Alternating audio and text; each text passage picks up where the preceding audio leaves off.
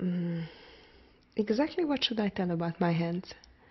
That's the question. Well, when I look at them, I always have to think of a 12-year-old boy, kind of stopped in growth, hands. It's child hands. But of course I worked at them, that you also can see. And of course I see my eternal problem with the pinky, which is very, very short in comparison to the others. It should be till here, and it's still here. So therefore, I developed a special technique.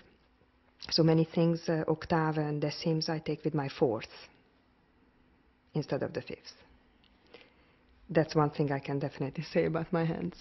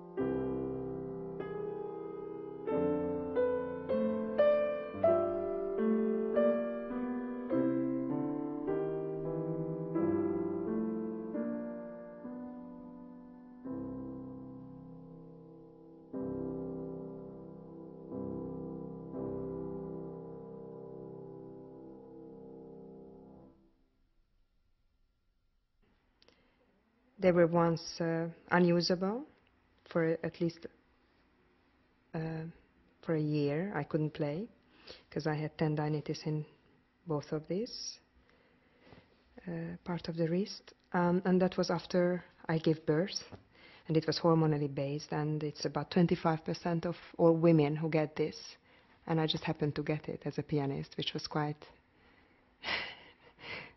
disappointing, because you don't know if you ever come back of it or not.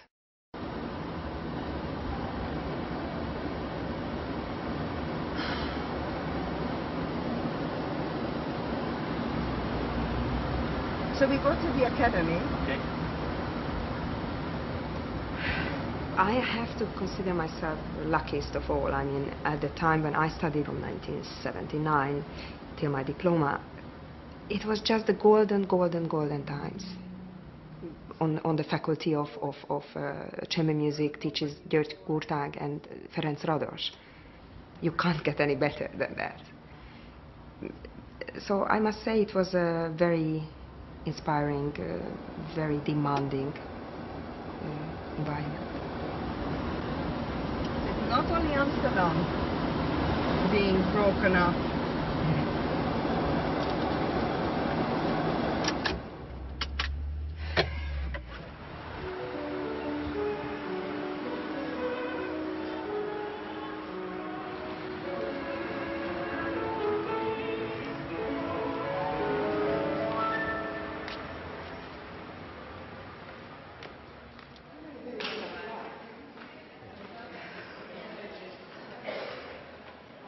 I was 14 years old when I entered this institute as a young talent. Later, when I was 17, I became a Zoltán Kocsis student, and he gave the classes here twice a week. He had a very special status at that time because he was young and feverish and kind of romantic figure, because he was in his 20s and he was really at the peak. He was an incredible performer. And he had almost the status among us of a pop star. Your annual exam. Here, it was like a war. It was like your life depended on it. And then everybody was listening to each other, and the parents, and everybody was judging. It was high-strung, stressful.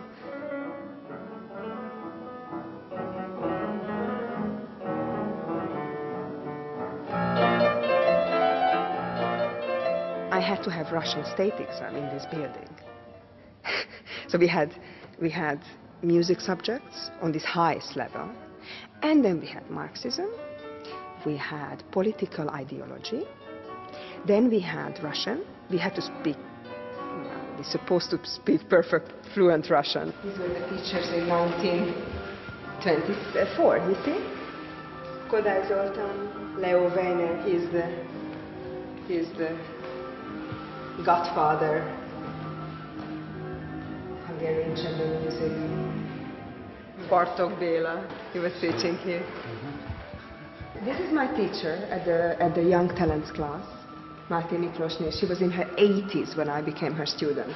She was a very feared grande dame of the piano school for young talents. There is Kocsis.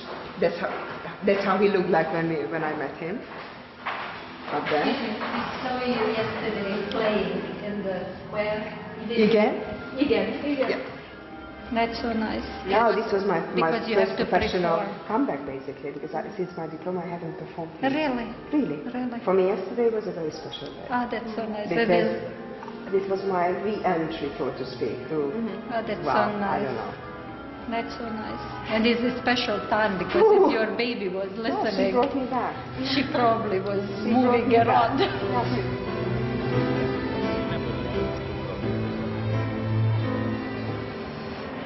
What's wrong with your finger? It's numb. It's completely numb because of the retained fluid in my body. It probably pushes some nerves, I don't know. And it's just completely there.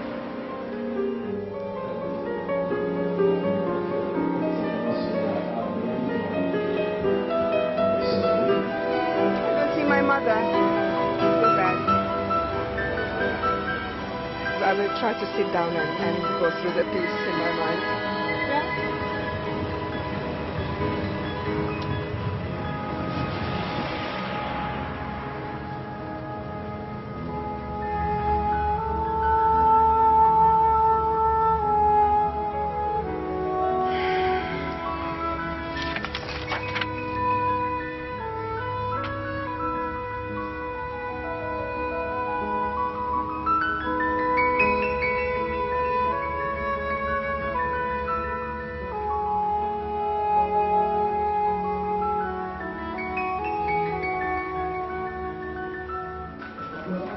Gyönyörű, szívhez szóló, lassú tétel után egy fergeteges, könnyed harmadik tétel következik. Jó szórakozást kívánok, Győrc Klára!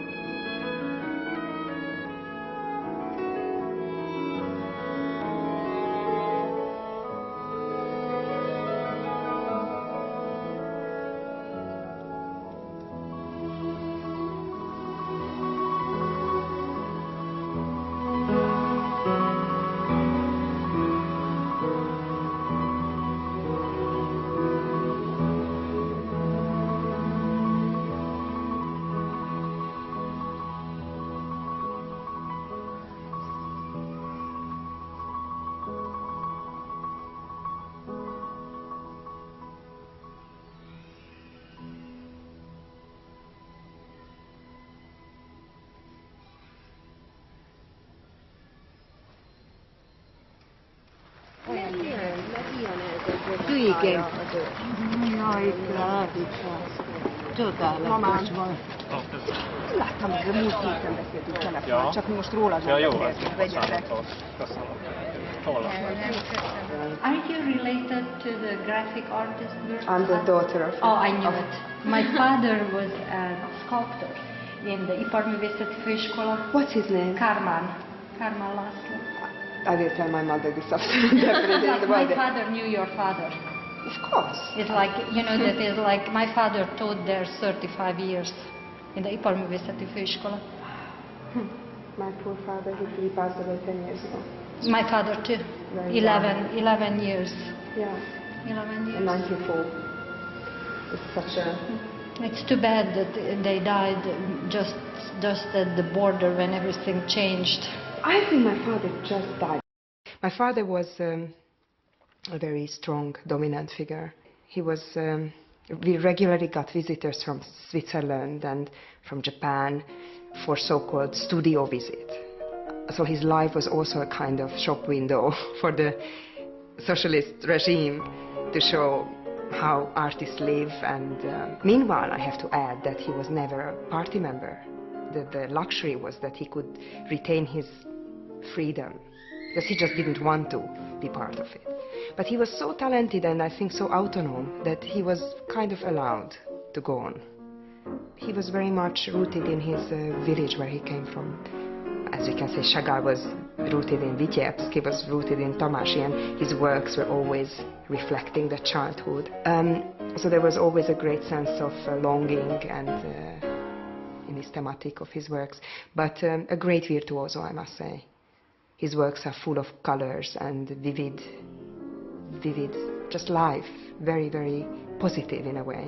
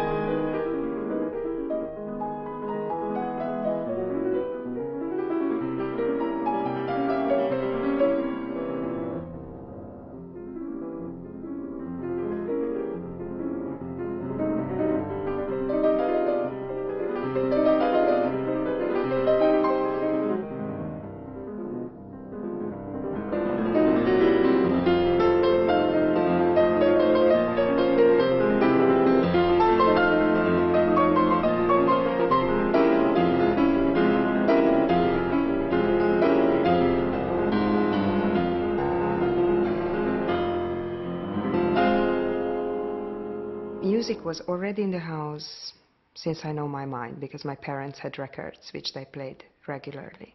My father preferred tenors like Gigli and Caruso. He played always when he worked in his studio. And we also had Richter records. Tchaikovsky piano concerto was regularly a request from me, from my parents to play. But literally it moved into my life when the upright arrived. And I must have been 5. I started to be in a children's choir from age 6 to 14. And that meant not only just hobby choiring, but it was really hard work, almost military service, I must say. It was a school, special music school, very close to the radio building. So in the morning school, in the afternoon we had to walk to the radio building where we had everyday rehearsals and extensive tours. From the age of 9, I toured with them to Japan, Italy, Greece, name it. It was just a very hectic, concertizing life for us kids. Who was the lady in front of the choir? It was a couple. They were both students of Zoltán Kodály. The lady of the leaders, she was very clever, and she already made a kind of musical, we talk about 70s, based on Hungarian folk songs, and we had to dress up, and it was very entertaining. So she knew also how to sell the product. But for us, to go on tours in the West was something absolutely magical. I remember I came back from Japan from the first tour, and I told my mother, I want to live in Tokyo. I was so taken by the skyscrapers, the vividness, the lifestyle abroad, the television programs. I was very, I loved horror movies and fantasy stories and ghost stories. And so in the hotel, when I read back in my little diary, every night we were watching horror movies in the hotel in Japan. Tokyo and all that touring with the choir was a dream world, simply. It was just something else, and you returned home. And home was always home. You didn't criticize your home. You accepted that things were different. But I got this extreme privilege to know the world. So I can't report about a very closed childhood behind the Iron Curtain, as you would say. No. No.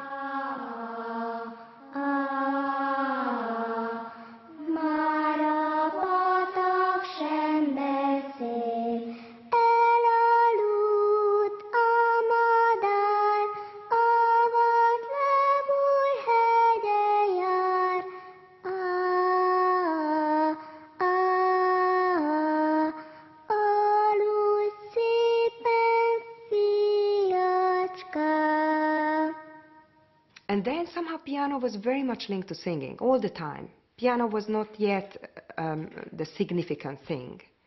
I felt that this will be my way. Probably I will keep on playing the piano, of course. But it was still very much intertwined with the choir activities. So I was at a relatively late age, at 14, I came into the talented class of the Liszt Academy, the gifted children faculty, as they called it. And I felt like an old person there. I mean, there were 7, 8 years old kids, super talented. And I'm there as a 14-year-old matrona.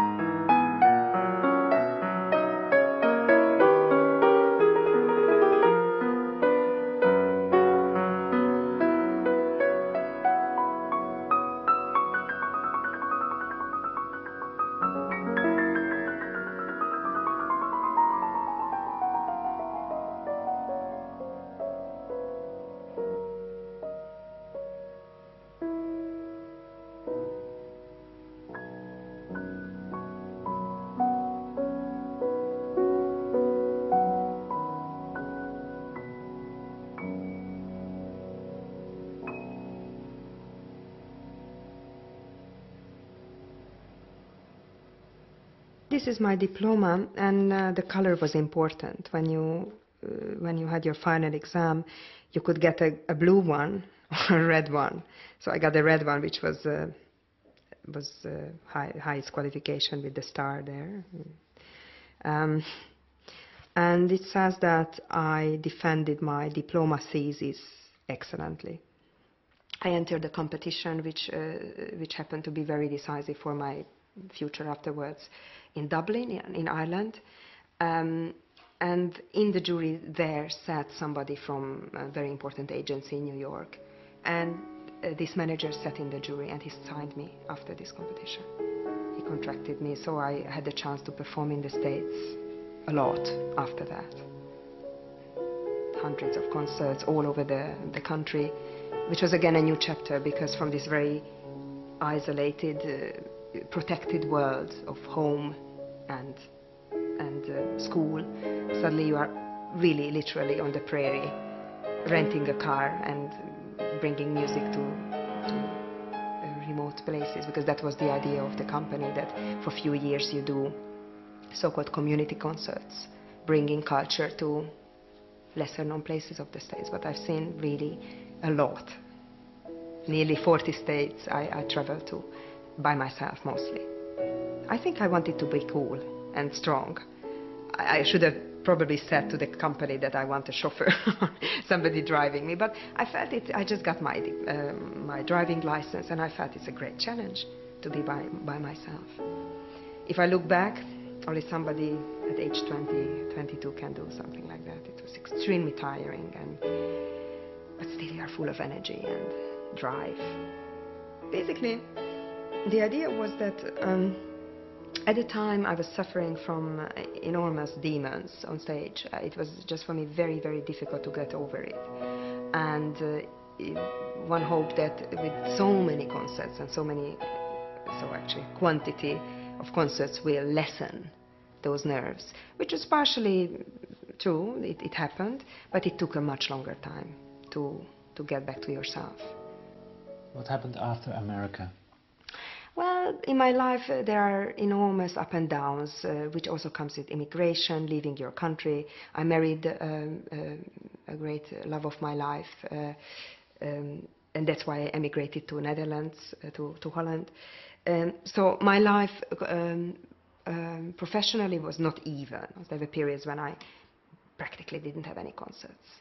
I find my climate, especially here in Amsterdam, I found friends, musical friends, because chamber music is also, I think, an important part of a musician's life, and my life too. And with that, you kind of settle. That kind of rootlessness, which I felt very much in the beginning, changed. Of course, my home, when I say home, it's more like Budapest, but that's okay. I have a second home, and this is how it is. And now I got a child who is half Dutch and probably will live her whole life in this country. I don't know, but it seems like that we will stay here for a while, and I can very well live with that.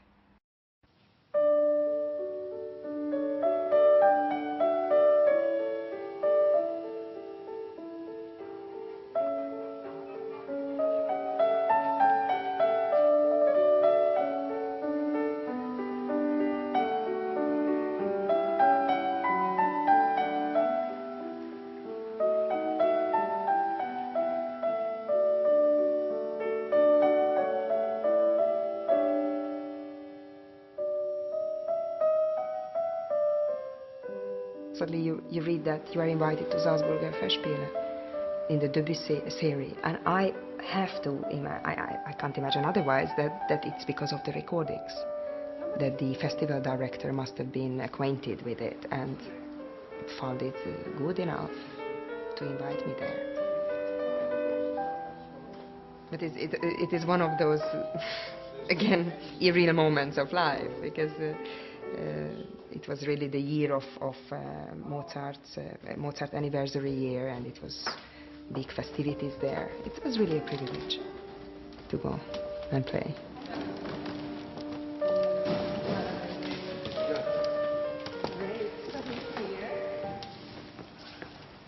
timing is most important, I think, because that's the thing which comes over. Yeah, you need to give everything plenty of time to work, because you know you hear a note, but a fraction later you hear it blossom, you know, because of the acoustic. Yeah, but that could be changed with the people. That's possible. That I don't know. Peter is now my husband, and Peter is, let's say, the mastermind behind Brilliant Classics, this budget label, and he was part of my life as a producer and the person who gave me work at that time, who asked me for recordings, and we had a friendship for at least, I don't know, 5 years before it turned into something else.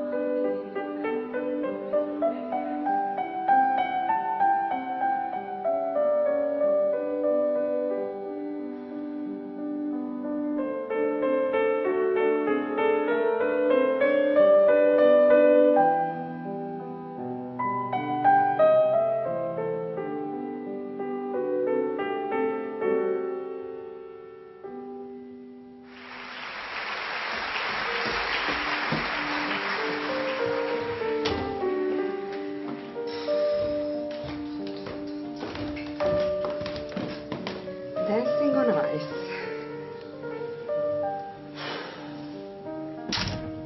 Should I ice skate instead of piano playing? Kimutattad neki. A fogam fel. Kimutattad neki. You should now get the strength to say this bullshit. I mean, who cares about wrong notes? Nobody. I do. Yeah, and you're the only one in this whole hall who cares about those notes. Nobody else. 99% in theater. And it's not about it.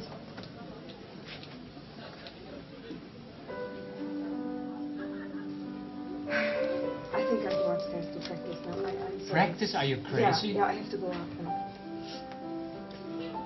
I have to go. Nothing.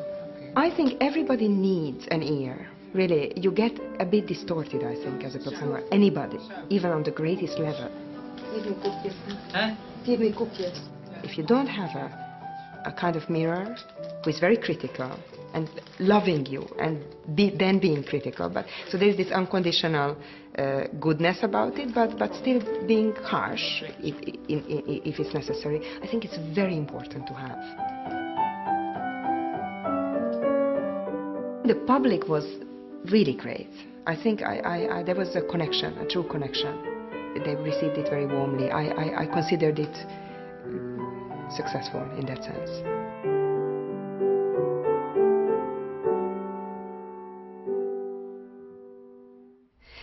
singing for me is, in Mozart, inexhaustible source of inspiration.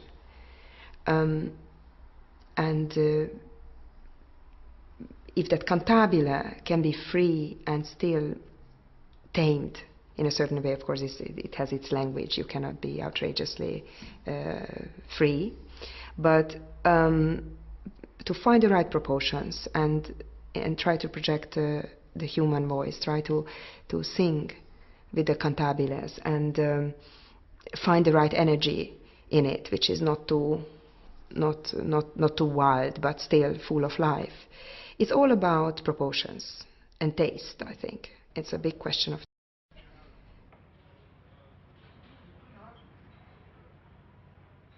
How was it? It's not. Because here it sounds like that the equality is a little bit, of course I still have to get used to, but somehow it's not too broken, not too, notes are not sticking out, and so. What do you think? This piece is, to me, it's like reading perfect short stories. In 2 minutes or 1.5 minutes, a whole life is portraited in a masterful way, and he was really a specialist on that, on the miniature or on the cycles. He tells a lot about his inner life.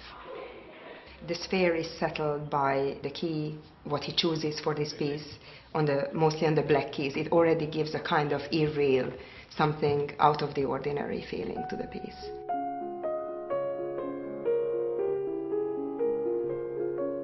The title is extremely clear, Das Abends. It's a clear image. Anybody can apply anything. You can fill it in as you want. And what is absolutely magical is that you sense the shadow meeting the light, and it's almost like an impressionistic piece. Extremely poetic and very, very, very intimate. He says, sehr innig zu spielen. It's a very Schumannian instruction.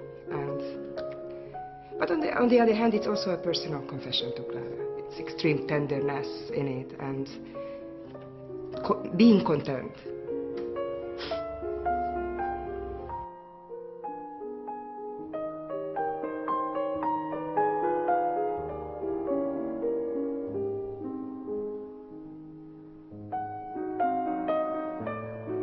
Fragility, the brilliance, the details, transparency. It's good.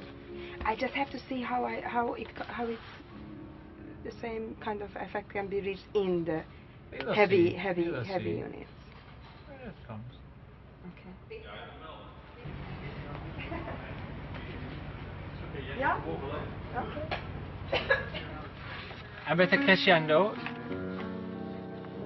Met de crescendo. You do a diminuendo. I think it's beautiful if you make a crescendo and then a subito piano. Then it's like peace again. All these outbursts shouldn't be too much. The movement is extremely innig and extremely. That's true, yeah. But something intimate, has to happen. Okay. Then start a little bit even softer. But there has to be some kind of tension build up towards that moment.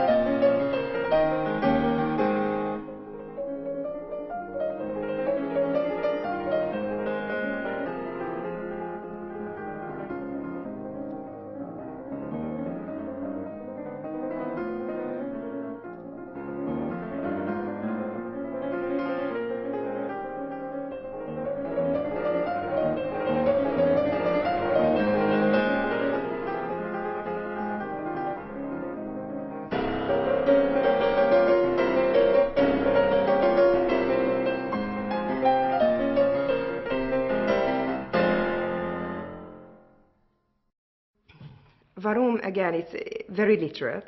He puts the title himself for us, who wouldn't feel what the piece is about. But the theme, that is Varom. This stretch is exactly speaking. I mean, Schumann is the composer who speaks with his music. Not necessarily sings always, but always speaks.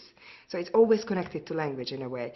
And what makes it very special, again, a beautiful symbolic solution of his, that the opening theme is also the ending theme.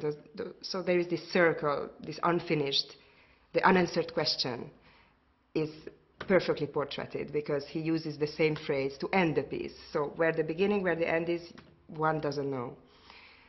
As well as in other pieces, you feel that the actual notes are, yes, beautiful. But what makes them really special is this unexplainable ingredient, which could be called magic or poetry or inspiration or silence between the notes, something very typical for his music. The left hand introduces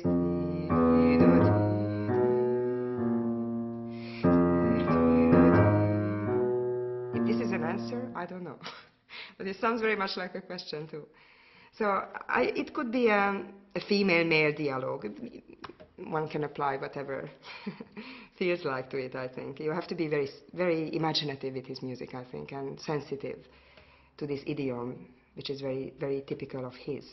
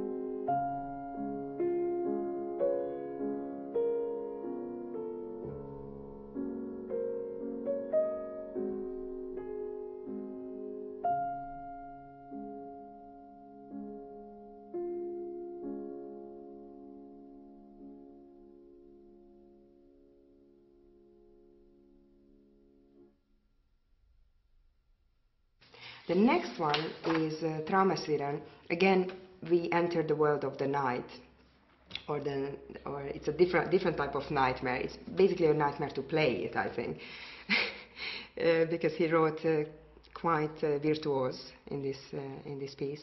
And it's very funny to think of that after his hand injury, he wrote the most horrifyingly difficult things without having the risk playing himself, but generously giving it to Clara and the further generations to struggle with it. But I have no idea that this is a angstig piece. It's extremely cheerful and coquettish even.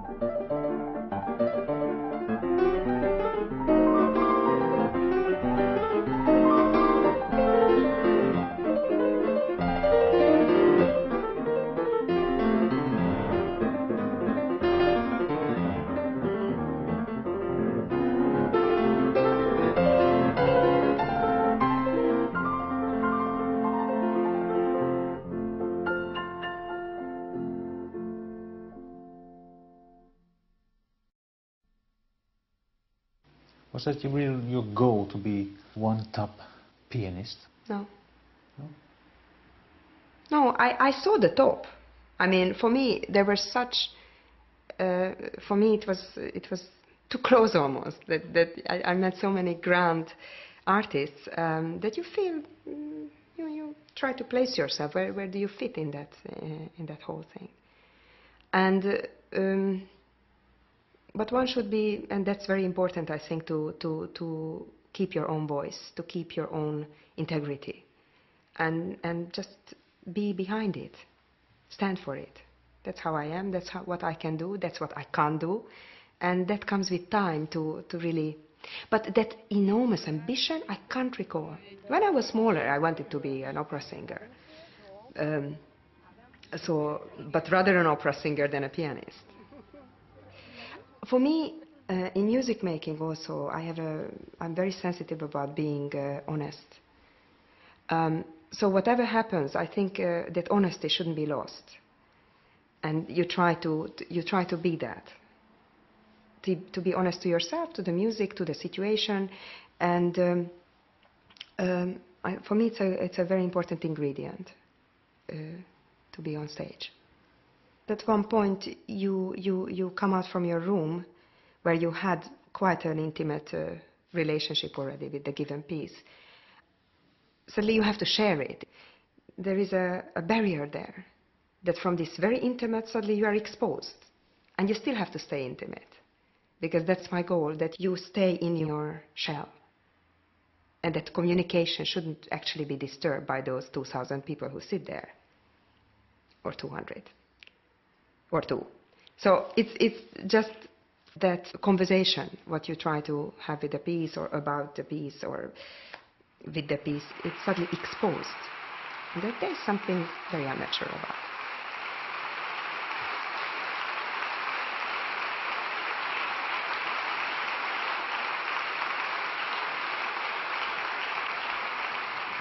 Well, even if I was not happy, I have these hands. So I live with them, and I try to work at them, use them the right way.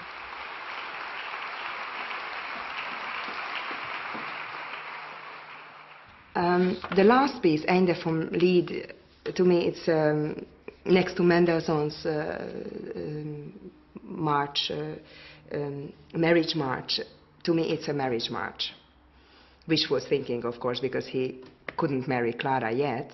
He had to wait another 3 years, but it's a march. It's full of pride and hope and mit gutem Humor, he says. But what it makes it again so magical that he just cannot end in this positive mood. He has to end it with a coda which is totally mysterious and sad and actually quite hopeless. To me, this is almost like a skeleton of what happened before. In half notes, whole notes, he kind of sings out this dream, this hope, and it gets a totally vague farewell feeling, and it really, literally things out. I think it's anyway gorgeous to finish a piece in peace.